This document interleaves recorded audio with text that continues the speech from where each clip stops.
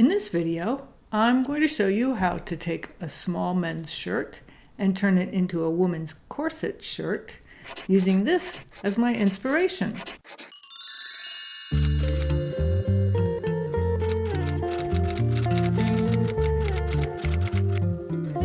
For this refashion, use a shirt which is only slightly oversized. For reference, this one is a men's size small, and I wear a woman's size small or medium. You'll also need 2 pieces of 1/4 inch elastic, long enough to go around your arm, for the sleeves. So let's get started. The first step is to remove the pockets if you have them. When removing the pocket, be very careful not to tear the fabric of the shirt. The method I use is to cut every 5 stitches or so on the pocket side, then pull the pocket and the shirt apart. Try on the shirt and mark where you want the gathers to be, generally just below the bust. Add a 1/2 inch seam allowance and mark the shirt. I'm adding a bit more to avoid cutting too close to the button.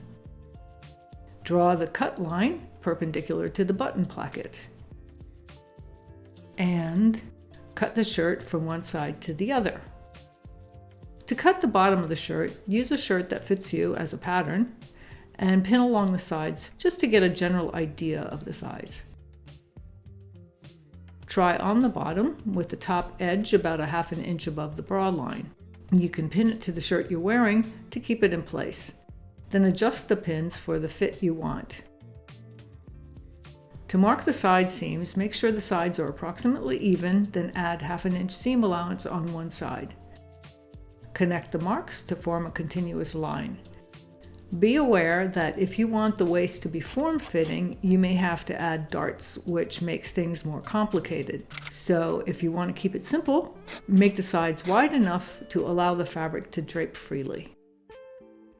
Then cut out the side piece. Use the cut side piece as a pattern to cut out the second side.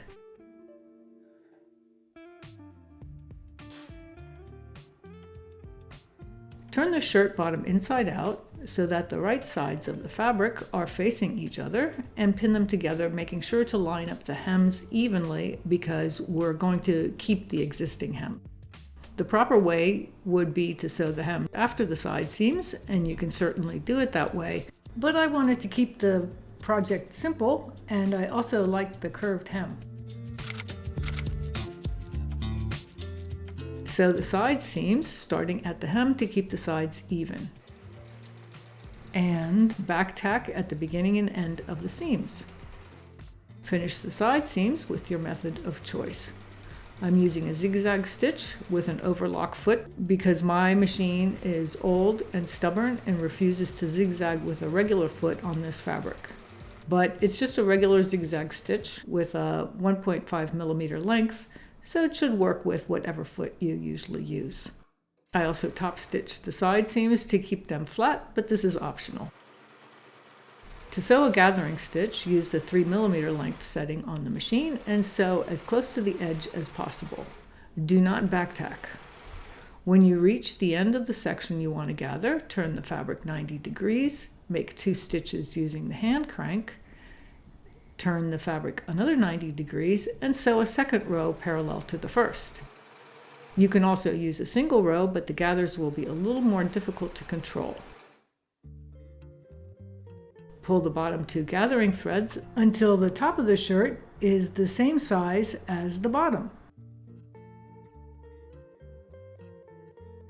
Starting at the button plackets, pin the top of the shirt to the bottom with the right sides facing. Distribute the gathers across the shirt and pin into place.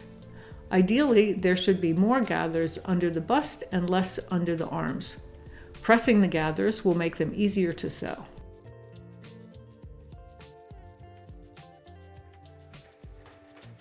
Sew the top to the bottom, back tacking at the beginning and end. Starting at one button placket, sew all the way around the shirt to the other side. Next, try the shirt on. Mine had a problem with extra fabric in the back. Because it was tighter in the hips, it caused the fabric to bunch up in the waist area, so I decided to add some darts. You may not need to add darts. It depends on your build and the cut of your shirt. But before I work on the darts, I'm going to finish the seams. To finish the main seam, first remove the gathering threads.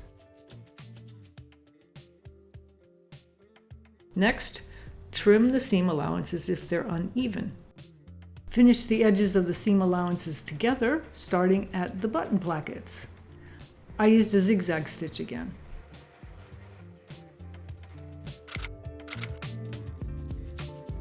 Adding the darts involved trying on the shirt and experimenting with the placement, and in the end I decided on making 2 darts, 1/2 inch deep, positioned 3.5 inches from either side of the center of the back.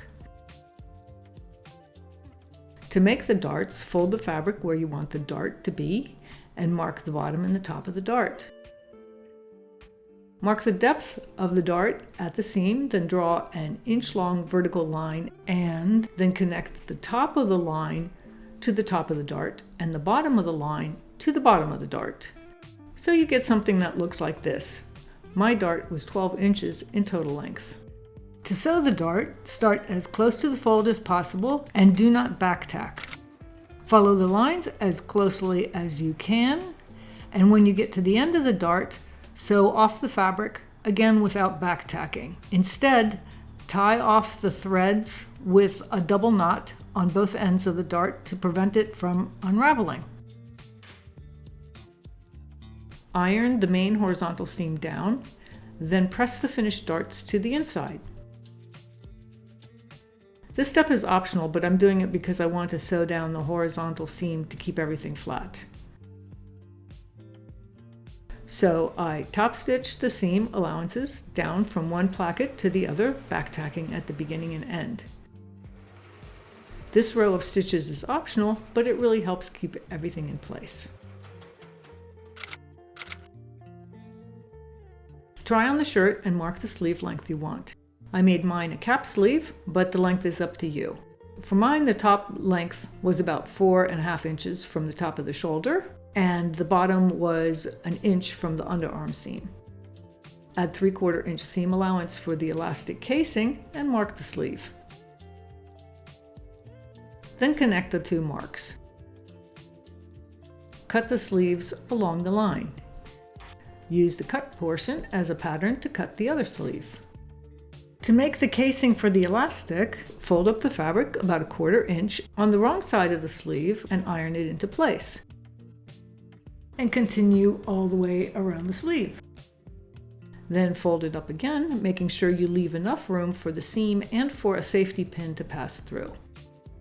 If you make the channel too small, you can also use a bobby pin to thread the elastic, which is a tip I learned from a viewer. And then pin the hem into place. Sew close to the fold all the way around the sleeve, leaving a gap to insert the safety pin. Cut 2 sections of elastic wide enough to go around your arm plus 2 inches for overlap. For reference, mine were 14 inches long. Insert the elastic through the channel.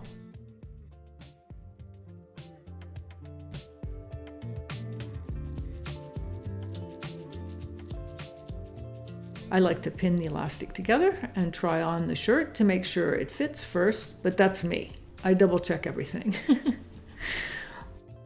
Mark where the elastic overlaps. Line up the 2 marks.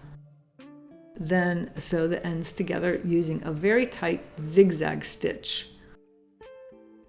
Sew up the sleeve openings, and that's it. We're done. And here's the result. Originally, I wanted to come up with an idea for a super simple refashion, and then it got a little more complicated than I thought, but the top turned out better than I expected. I generally prefer loose-fitting tops, but this cut is actually very flattering. Things don't always turn out the way I expect them to, and because this was a high-quality shirt made of a beautiful fabric, I thought it was worth the extra effort to get the fit right. And I'll definitely wear it now. So I hope it inspires you to try your own refashioning project. Thanks for watching, and happy upcycling!